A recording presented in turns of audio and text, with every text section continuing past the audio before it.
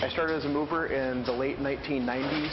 I worked as a mover for about a year and a half in Lansing, Michigan, took on a job in St. Louis, Missouri. Worked there in a management role for about 10 years, and then towards the end of my tenure there, I became an owner.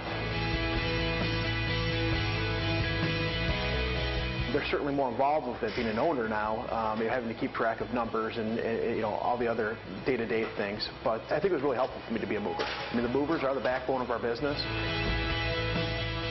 One of the great things about owning a franchise would be that you have a network with your home office. There's a brand that's built there. There's a support system there. In our particular franchise, we can see the numbers of where everybody stands financially. By reviewing their numbers, looking at their numbers, it gives us an idea and a benchmark of where we should be. Hi Nadia, this is Valerie with 2 Men and a Truck. How are you today? Well, thanks for calling. What is your name, please? All right, well, this information gives me a good idea. The particular franchise we're staying in today is our Des Plaines location. We have 5 other franchises in the Chicago market. There are 13 franchises total in the Chicago and suburbs, and we own 6 of those 13. As an operations manager, needing to have the ability to manage multiple levels of our office staff as well as our crew out doing moves. Another big part of that is making more right decisions than wrong.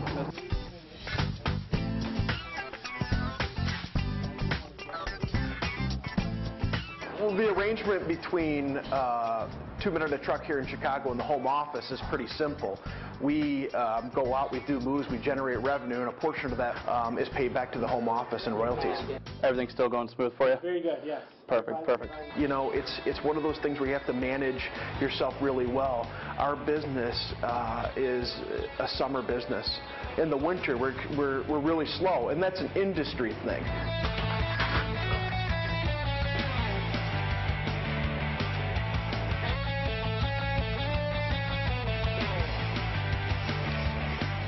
Excellent. Thank you again, Tim. Thank you very much. Have a good day, sir.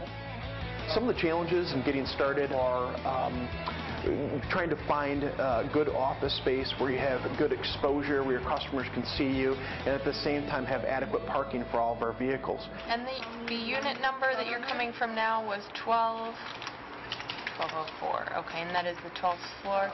One of the biggest differences between having a mom and pop store and actually owning a franchise is when you do get started, you do have more brand recognition within your market. There are more people who have heard of you before or have worked with a 2 Men and a Truck location in another city.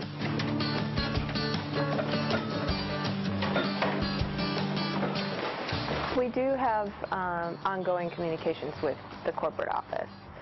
In my role as marketing manager, I work with them on some of the projects that I'm doing.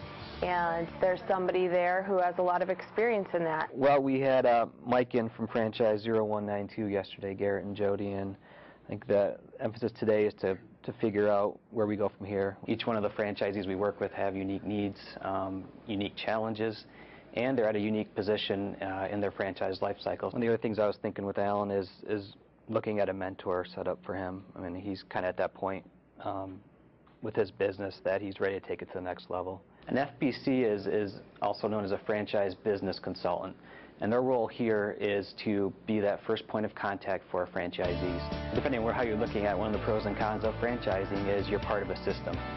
So even though you bring an entrepreneurial nature to the location you're working in, you're still part of an overall system that we need to protect.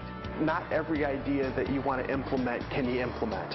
And the reason for that is that there's a brand there, and you have to remember that in a franchise system, all locations, what's good for yours is not necessarily good for all of the rest. And you have to think to yourself, without being discouraged, is this something that works for the system as a whole? The nice thing about being a part of the franchise system that we are is that we have an extremely tight-knit group of people that we see day in and day out. Thank you very much for your service. Absolutely, Tim. Thank you again. Thank you very much. Take care, guys. Thank you. We got a long week still ahead of us, but I just want to make sure everything goes ideally like this. We essentially own and operate our own location. What we have, though, is we have a support system that's in place. I think all the other crews are on time. let's wrap it up, call it a day.